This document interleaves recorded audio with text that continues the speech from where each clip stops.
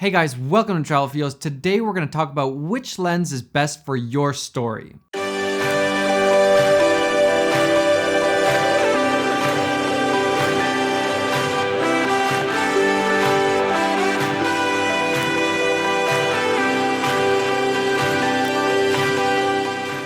Everybody's always asking about which lens is the best lens, but I think that's actually the wrong question to be asking. I think we should be asking what's the best lens for my story.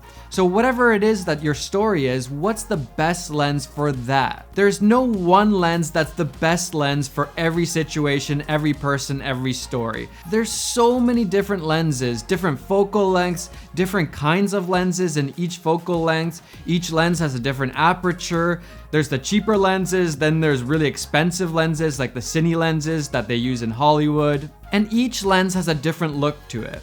Depending on which focal length you're using, the relationship between the subject and the background changes. So you can take the exact same photo, the same framing, and just change the focal length and change your distance from the subject, and you'll have a different look. Specifically, the wider the lens is, the smaller the background will be in comparison to the subject. And the more zoomed in the lens is, the bigger the background will be with relationship to the subject. Really wide lenses can also be really unflattering to the subject, whereas really zoomed in lenses are super flattering for the subject. You guys probably remember these photos from Peter's video. If you guys don't know who Peter is, you should check out his channel, link in the description.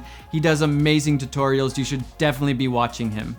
But more than that, let's look at what story each lens is telling.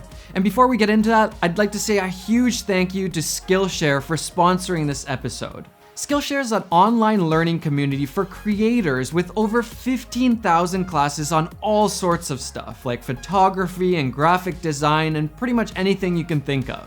For example, if you want to learn more about lenses after this video, there's tons of different videos just on lenses. There's definitely a class for you no matter what you're interested in.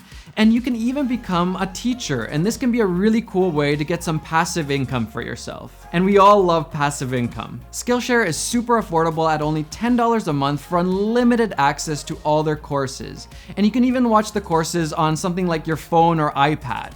And the best part is that the first 50 students get a free 2-month trial of Skillshare, so you can try any of their courses for free. If you're interested in trying it out, there's a link in the description. Go and sign up for your free 2-month trial.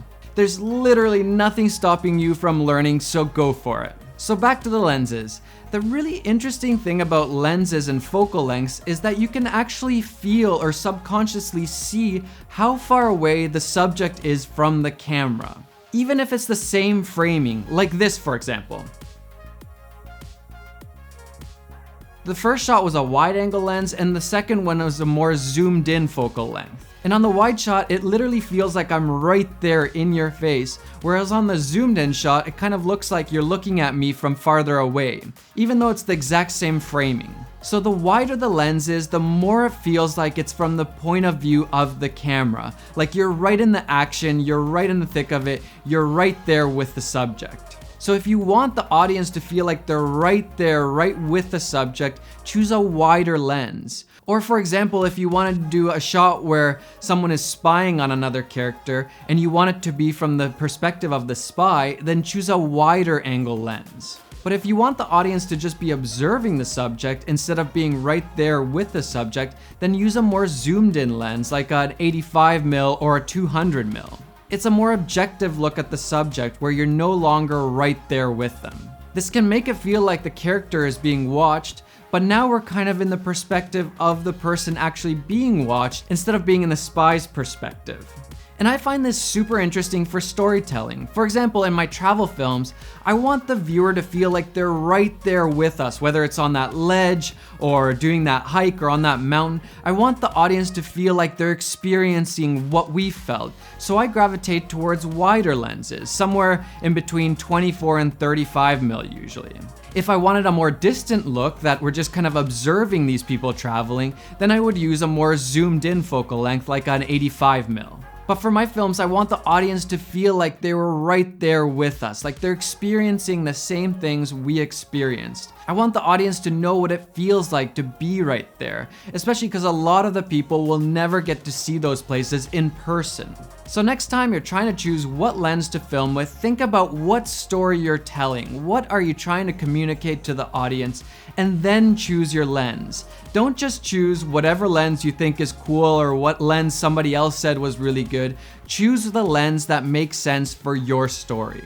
And like I said, there's no right answer. There's no one lens that's perfect for every situation. There's a whole bunch of different choices. Make the right choice for your story.